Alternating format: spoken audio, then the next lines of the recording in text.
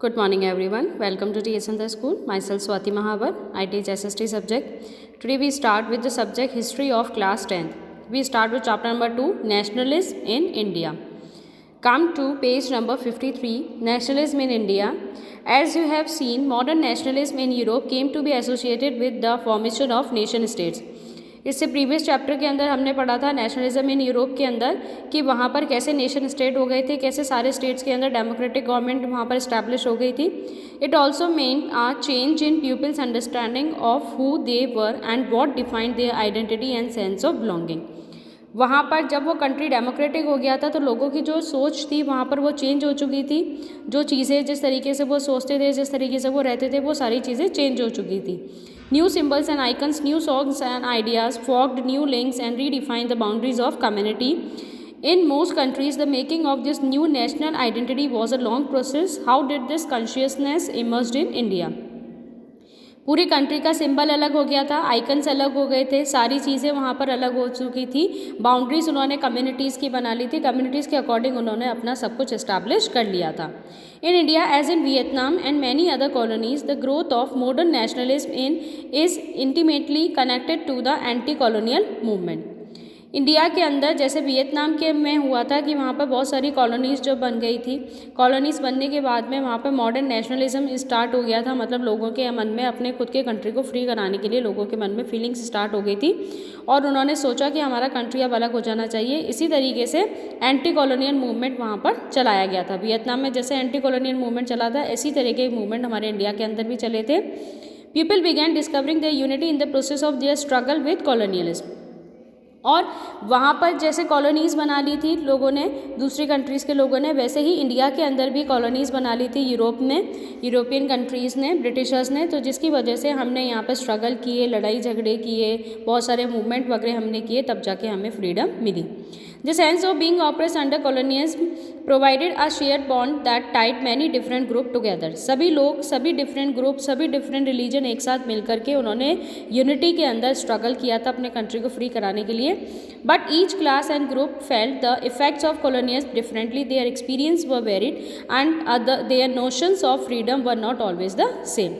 The Congress under Mahatma Gandhi tried to form these group together with one movement, but the unity did not emerge without conflict. अब सब लोगों को unity तो दिला दी गई थी, सब लोगों में यूनिटी थी, सब लोग आपस में मिलजुल के रहने लग गए थे, लेकिन उसके बाद भी कम्युनिटीज़ के अंदर बहुत सारे स्ट्रगल्स थे, बहुत सारे कन्फ्लिक्शंस थे. महात्मा गांधी का एक पार्टी जो था कांग्रेस पार्टी, उसके अंदर लोगों ने ग्रुप के अंदर वहाँ पे पार्टिसिपेशन किया और उन्होंने मूवमेंट्स भी किए, लेकिन उस मूवमेंट्स के अंदर भी बहुत सारे कन्फ्लिक्शंस देखने को मिले थे. In an earlier text book you have read about the growth of nationalism in India up to the first decade of the 20th century. In this chapter, we will pick up the story from the 1920s and the study of non-cooperation and civil disobedience movement. इस chapter के अंदर हम किसके बारे में पढ़ेंगे? गांधी जी के जो मूवमेंट थे, non cooperation civil disobedience movement, उनके बारे में हम पढ़ेंगे. We will explore how the Congress sought to develop the national movement, how different social group participated in the movement and how nationalists captured the imagination of people. कैसे कांग्रेस ने सभी लोगों को यूनाइट कर लिया था, नेशनल मूवमेंट कांग्रेस ने चलाया था, कैसे लोगों ने उसके अंदर पार्टिसिपेशन किया था, तो ये सारी चीज़ें हम इस चैप्टर के अंदर पढ़ेंगे. Now come to the first section, the first world war, Khilafat and non cooperation movement. First world war की हम बात करते हैं, जहाँ पर दो मूवमेंट हुए थे, खिलाफत और non cooperation movement.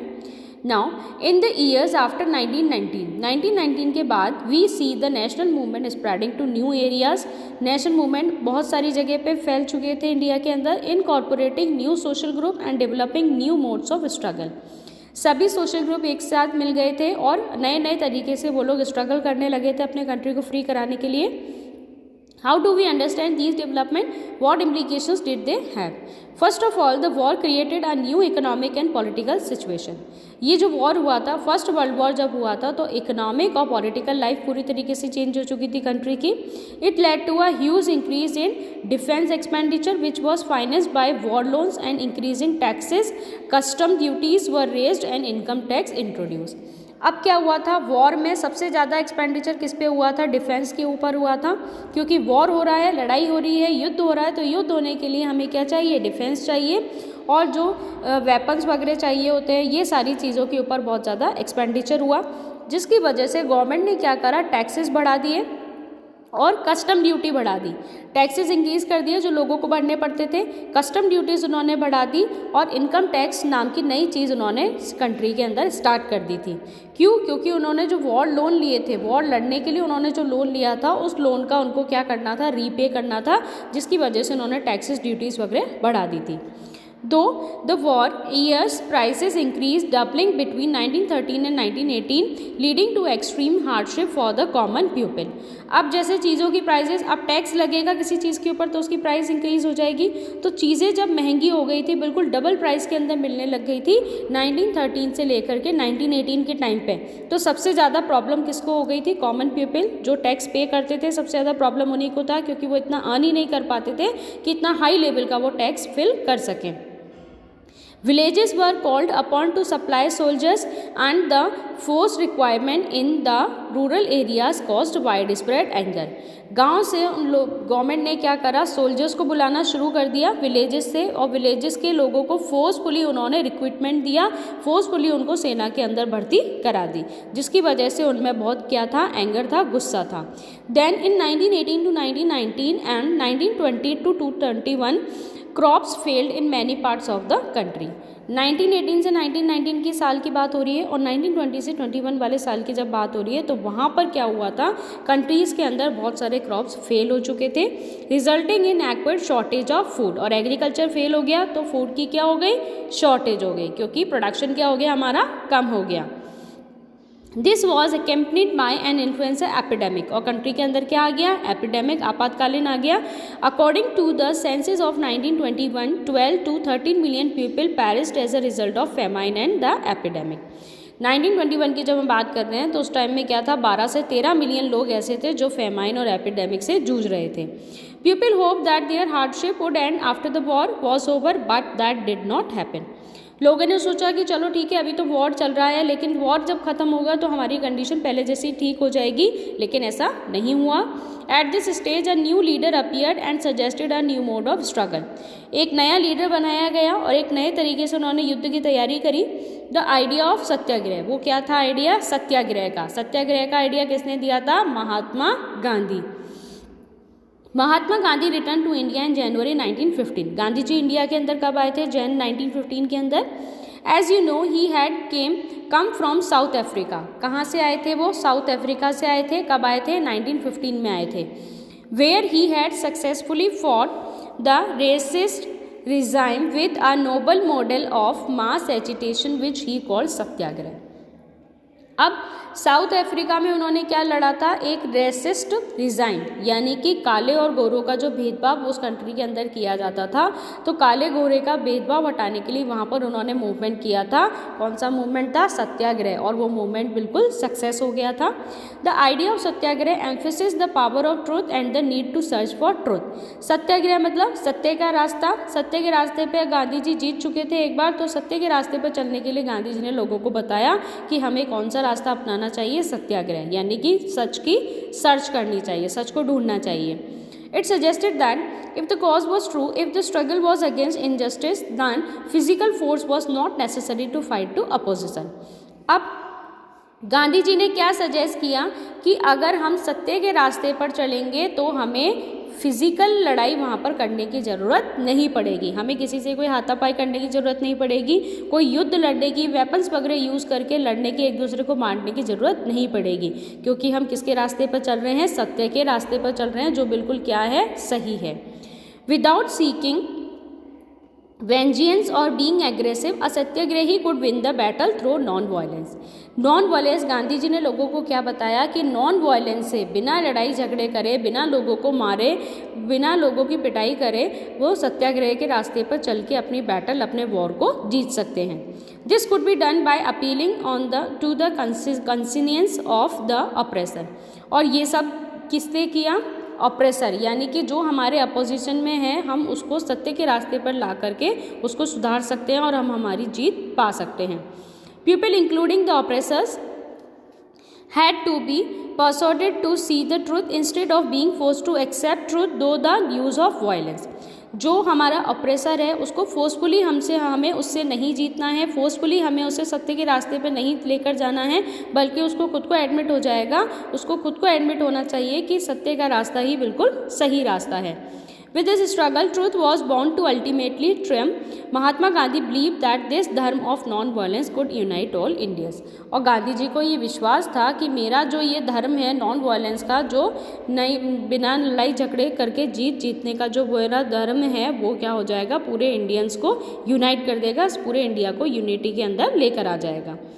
After arriving in India, Mahatma Gandhi successfully organise satyagraha movement. अब जब वो इंडिया के अंदर आए तो उन्होंने इंडिया के अंदर भी सत्याग्रह की शुरुआत कर दी अलग अलग जगह पे। In 1960 he travel to Champaran in Bihar to inspire the peasants to struggle against the oppressive plantation system.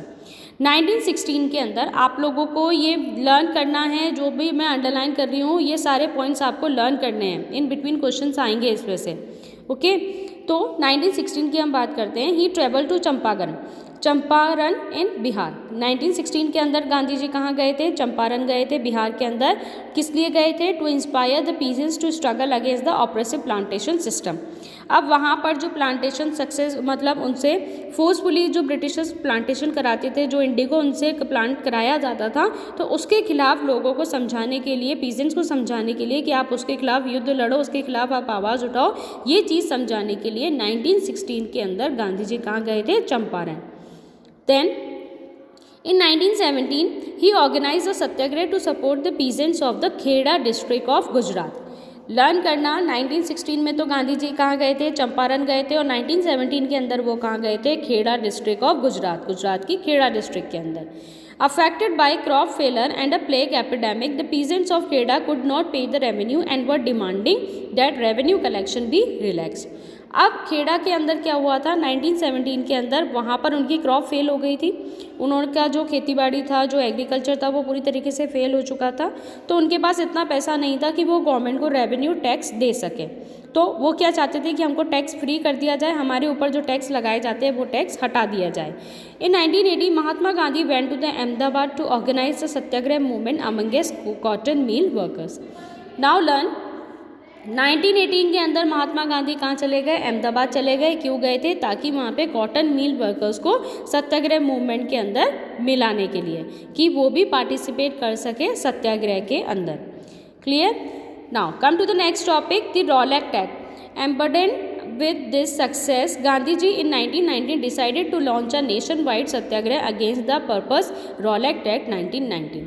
अब सत्याग्रह तो उनका सक्सेस हो गया, उसके बाद में गांधी जी ने एक नया एक्ट लगाया, कौन सा, रॉलेट एक्ट। उसके अगेंस्ट उन्होंने युद्ध करना शुरू कर दिया। कि रॉलेट एक्ट जो गवर्नमेंट ने लगाया था 1919 के अंदर, गांधी जी चाहते थे कि उस रॉलेट एक्ट को हटा दिया जाए। इस एक्ट के अंदर क्या था, this act had been hurriedly pass through the imperial legislative council. किसने पास किया था, लेजिस्लेटिव काउंसिल ने पास किया था, despite the United opposition of the Indian members. ठीक है, इंडियन मेंबर्स की बिना सुने उन्होंने ये एक्ट पास कर दिया। It gave the government enormous powers to repress political activities and allowed detention of political prisoners without trial for 2 years। Mahatma Gandhi wanted non violence civil disobedience against such unjust laws which would start with the hartal on 6 April. अब now listen, Rowlatt act के अंदर क्या था, वहाँ की जो government थी उसके हाथ में पावर्स आ चुकी थी, वो किसी को भी पकड़ के अपने जेल के अंदर डाल सकते थे 2 साल के लिए बिना किसी अपील के। मतलब 2 साल तक उसको जेल में रहना पड़ेगा, और उसके लिए उसके खिलाफ वो कोई अपील भी नहीं कर सकता है, कोई दलील नहीं कर सकता है, कोई एडवोकेट वकील वगैरह अपने प्रोटेक्शन के अंदर वो नहीं लेके आ सकता है। ऐसा उन्होंने रूल निकाल दिया था। तो गांधी जी चाहते थे कि रॉलेट एक्ट हटा दिया जाए, इसको अबॉलिश किया जाए। इसके लिए non violence civil disobedience movement उन्होंने शुरू किया था, और इसकी शुरुआत उन्होंने कब की, 6 अप्रैल को हड़ताल से। 6 अप्रैल से उन्होंने हड़ताल करना शुरू किया और उन्होंने रॉलेट एक्ट के अगेंस्ट में अपना अपोजिशन शुरू कर दिया। Rallies were organised in various cities, रैलियाँ निकाली गई। Workers went on strike, workers जो थे वो स्ट्राइक पे चले गए। In railway workshop and shops closed down, और दुकानें बंद कर दी गई। Alarmed by the popular upsurge and scared the lines of communication such as the railway and the telegraph would be disturbed, the British administration decided to clamp down on nationalist. ठीक है। लोगों के अंदर इतना आक्रोश था, इतना गुस्सा था कि उन्होंने रेलवे ट्रैक उखाड़ दिए थे, टेलीग्राफ जो भी कम्युनिकेशन के जरिए थे वो सारे उन्होंने बंद कर दिए थे। Local leaders were picked up from Amritsar and Mahatma Gandhi were barred from entering Delhi. अब ये सब देख के ब्रिटिशर्स को गुस्सा आया, उन्होंने क्या करा, महात्मा गांधी को दिल्ली के अंदर आने से मना कर दिया और वहाँ पे लोगों को उन्होंने पकड़ना शुरू कर दिया। कहाँ पर? अमृतसर के अंदर। On 10 April the police in Amritsar fired upon a peaceful procession provoking widespread attacks on banks, post office and railway station. Martial law was imposed and General Dyer took command. अब 10 अप्रैल को अमृतसर के अंदर क्या हुआ, जो पीसफुल प्रोसेशन वहाँ पर जो वो लोग बैठ के बैठक कर रहे थे, तो वहाँ पर उसके ऊपर उन्होंने अटैक करना शुरू कर दिया। Bank, post office, railway station, सभी जगह लोगों को मारना उन्होंने शुरू कर दिया और मार्शियल लॉ पास हो गया था। मार्शियल लॉ किसके ऊपर लगा दिया गया? जनरल डायर के ऊपर। मार्शियल लॉ की कमांड अब किसके हाथ में आ गई थी? जनरल डायर के हाथ में। क्लियर?